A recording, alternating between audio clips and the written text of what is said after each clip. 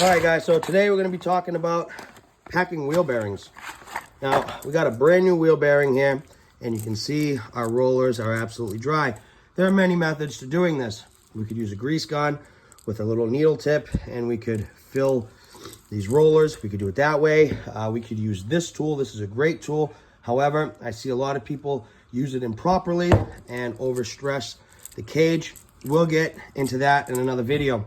But personally, me, I like to do these the day before. I like to just take a glob, put it on my hand here, and just start filling it in. It's more personal. You become one with the bearing, and it gives you a chance to just think, just be at peace for a minute. Because as, mechanics, we're in extremely stressful environments, and sometimes it's just nice to sit here and just be one with the bearing. So, let's just get right into it. So the first thing you should definitely do is make sure you got a clean workspace, all right? Any little dust and debris that get in here could cause premature failure, all right? So let's just put that down, and this is my approach. What I'll do is I'll take a glob like this, and I will place it on the palm of my hand, like so. Now, at this point, what I'll do is I'll come here, and I'll take the bearing, and where it's more open here, I'll just start doing this. And I'll push down, scrape, push down and scrape, push down and scrape. And you're just gonna keep repeating that process. And as you guys can see, it's already starting to fill up, right? And then once we get that to come all the way through, we're gonna go ahead and just move on to the next part.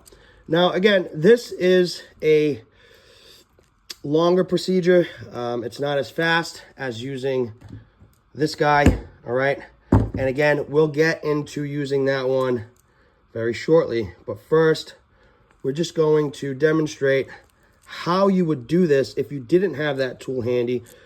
A lot of part stores will carry that tool. I'm talking about this tool here. It's about 40 bucks. But if you guys want to save 40 bucks, you can just get a little down and dirty by just taking a glob, putting it on your palm of your hand. Oh, it's really sticky stuff. It's really messy stuff here. So I really recommend using gloves, okay? And now we're just going to keep feeding the grease in.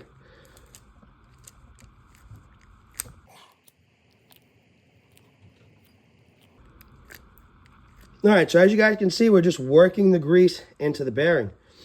And that is the whole purpose. And we're just going to keep repeating that process until every single one of these rollers are entirely filled with the grease.